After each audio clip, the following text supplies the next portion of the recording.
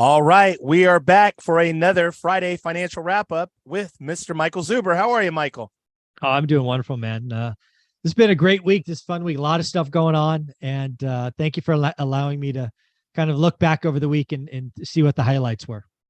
I love it. I love it. So let's get right into it. This is for January the 20th, 2023. Let's talk about this week. What happened with PPI? What is it and what happened? So we got CPI, which is Consumer Price Index. Think what you and I pay at the grocery store, at the gas pump last week, which came in at 6.5, continuing the trend down. This week we got PPI, which is Producer Price Index. Think about that as what wholesalers pay. And the expectations were it was going to be negative, roughly speaking, negative 0.1. I expected negative 0.3, and the actual was negative 0.5. So inflation is falling. The Fed is winning. That I think was reported on Wednesday. You saw the 10-year note crash. You saw mortgage rates crash. I mean, mortgage rates, last time I saw them were like 6.04. Seemingly 8 or 10 weeks ago, they were 7 1/3. So we've seen peak mortgages, at least for this cycle, it seems. And yeah, the Fed is winning. Inflation is coming down. I will caution people to not celebrate winning too early, because as I have said repeatedly, inflation has three parts.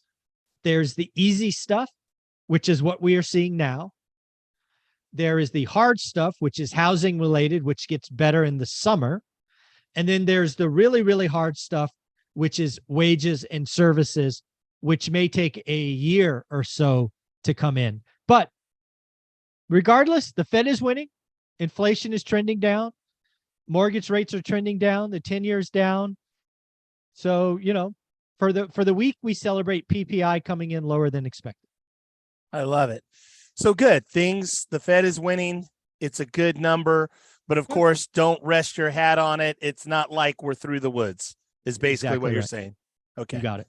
Let's continue. Let's talk about layoffs. What's going on in the job market? What did you see this week with layoffs? Yeah, so layoffs are really, really interesting. So we see headlines because you and I are in the Bay Area. We see tech headlines all the time. I think it was Salesforce announced, and then Amazon. Microsoft. Microsoft was the most recent, saying 10,000. However, right, so those headlines are very splashy. They're big numbers. However, what we see with unemployment claims, which came out on yesterday, it came in as a shockingly low number, right? So again, I keep telling people, if you want to know about the job market, every Thursday at 7 a.m., you get the new weekly unemployment claims. They have been running about 220, 225,000. For the Fed to say they're winning, right, meaning the job market loosens up, that has to get closer to 300. Well, this week, yesterday, it came in at 190, way below expectations. So while we see crazy headlines, which are bad for those 10,000, the national job market is still strong. So while the Fed is winning, remember that really hard one, wages and services, that's still hard and that's still there. So kind of a really interesting and tight labor market. Very interesting. Something obviously we're going to have a heavy focus on going into the year as we progress, and something that I think will relate to the recession, this overall talk about recession, what you've talked about, a luxury recession, a white collar recession. Does that still hold true? Oh, absolutely. Yeah. I feel more certain about that call I made months ago today than I did then. So yeah, still happening.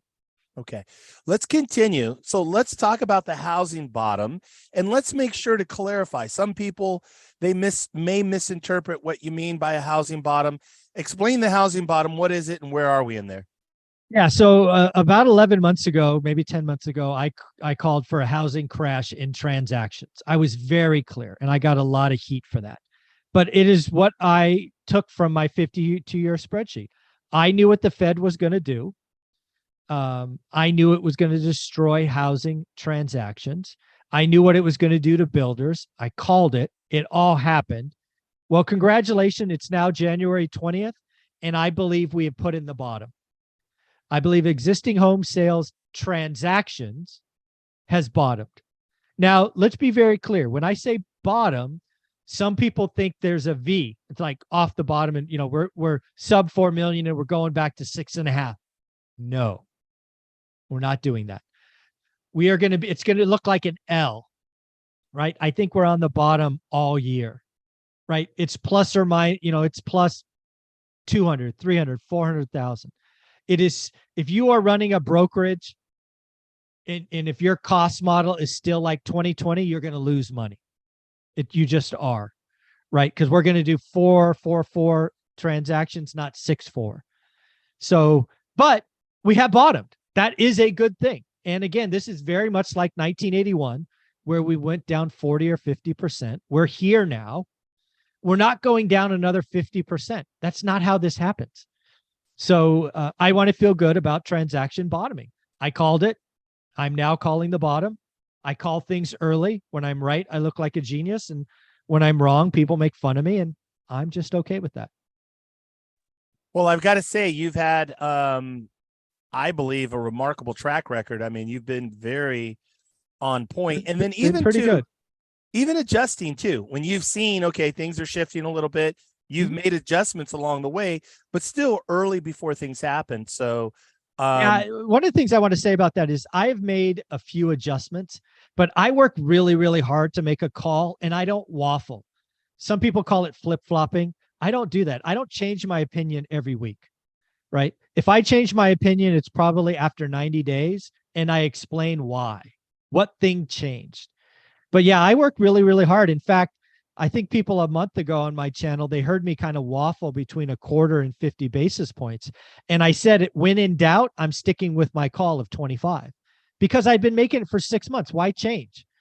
But yeah, I evaluate things all the time, but I don't like to flip flop. I'm going to own something. And when I'm wrong, I'm going to wear my shirt that says swing and a miss. And when I get it right, I'll wear my shirt that says nailed it. So I like to have fun with it. I love it. I love it. I've got to say though, that you're even, I wouldn't say for sure 1000%. It's not flip-flopping when it comes to Michael Zuber. 100% of the time, it's just that the information's different. And guess what? When you have new information and the information changes, you have to pivot. You have to adjust. And that's the key to winning here. This whole big thing is about having the right information so you can make better decisions. So amen. Spot on, Michael. I love it. Let's continue. Let's talk about Fed speak. What is Fed speak? What happened this week? Yeah, so the Federal Reserve really only has two tools to bring inflation under control. There's the Fed funds rate, which they play with every six weeks or so. However, the tool they use most frequently and should is their voice. They get in front of a microphone or a video camera and they say crazy things. Yesterday, two Fed presidents, Mester and I forget his other name, Bullard, Mester and Bullard, both basically said, we're going higher faster. And then there was another guy, I think named Walker, I think. That's not his name. But anyways, he said that we're going to go slower. So what we're seeing now as the Fed gets closer and closer to what's called the terminal rate or peak rate is the market they're dividing. Up until today, they've been speaking the same tune. That's changing. But Fed speak is basically one of the 18 or whatever it is Fed presidents getting in front of a microphone and saying, we're going to 6%, even though he doesn't think we are, but he's going to make the market freak out, right? So the Fed speak is the Fed using their voice to influence behavior, and they are using it every day. So we will have to watch them because they will move. They will be market moving. Like Bullard and Mester caused the market to fall yesterday because, they said the rates are going higher. So we just have to be cautious. We don't overreact, appreciate what they're doing, and just understand it. Very good. Something to keep an eye on, something to keep an ear to the ground, and of course, always be aware of. I love it. Let's continue. So the rate hike. Let's talk about rate hike. Let's talk about rate. What's going on there? Yeah. So February 1st is going to be the date. We're going to get a 1/4 point move. It's something I called months ago. The last thing I checked is the market is now 94.3% certain we're getting a quarter. So again, pretty certain. I will also stand by my call. We will get a quarter point in the middle of March. And then I think the Fed's done. I think they're done raising rates and they just see what happens. But yeah, I think we get a quarter point February 1st, and it's right around the corner. Very interesting. So let's tie it back. Let's say that quarter point that, okay, the Fed announces they do a quarter point. What do you see with the 10-year, and more specifically for the viewer at home, agents, realtors, investors, one rental at a time, investor, the community? What do you see with 30-year mortgage? Do you see it move? Do you feel like it's already priced there? Do you feel we've kind of hit a stable point? What do you see with 30-year rate? Yeah, so I think the 30-year mortgage is already pricing it in. If the market's 94% certain, they're already pricing it in. So it's already in there. The only time it would affect mortgages is if a surprise happens. And I don't think this Fed wants to surprise the market. So it's already priced in. Okay. I think the 10-year stays right around 3.5. If it does anything and we get an earnings recession, it could come in. I think today it's at 3.4 or 4.2, for example. But yeah, I think mortgage rates. I had a crazy call at the beginning of the year that I thought mortgage rates would average under 6 when rates were in 7s. Yeah. And there's a chance we get there this year or this month. Sorry, this month. So yeah, I think mortgage rates are sub 6 for most of the year. And when you were calling that, a lot of people were saying we were going to 8, 9, and 10. Oh, so yeah. The talking heads. They were. Yes, they were. So I've got to say, folks, if you are not subscribed, if you're watching this on Facebook, make sure go to YouTube, subscribe. One rental at a time. He also has this great book. This is the beginning. This is the OG book, right? This is the very beginning. Michael's story, him and Olivia, how they built their real estate empire one rental at a time. If you have the book, please give this man a 5-star review on Amazon. But I've got to say, Michael, you're such a great blessing. Thank you so much. And I got to say, too, across the country, here in the Bay Area, we've had incredible weather. And obviously, for a lot of realtors, a lot of real estate professionals, they've also sensed storms in their business. And now it feels like we are going to see a little bit of daylight. We're going to start to see some sunshine and maybe some activity start to pick up. We're not through the woods, but we are going to see a slight pickup and obviously more opportunity for the folks that are a part of this community. Is that accurate? I agree. And again, the other thing that I think is really important is I think there are 3 markets in any market. There's luxury, move up, and first-time home buyer. If you happen to be lucky enough to be in a situation where you could buy a luxury home, go get a deal. There are going to be some steals in luxury. If you're a flipper, I'm sorry. If you're flipping luxury properties today, gonna suck. It's gonna suck. But if you are flipping or you can change your business model to below the median, it's a good time. And I'm living proof. I got fed up. I bought 2 deals at the end of the year. One of them's already in escrow to sell at list price.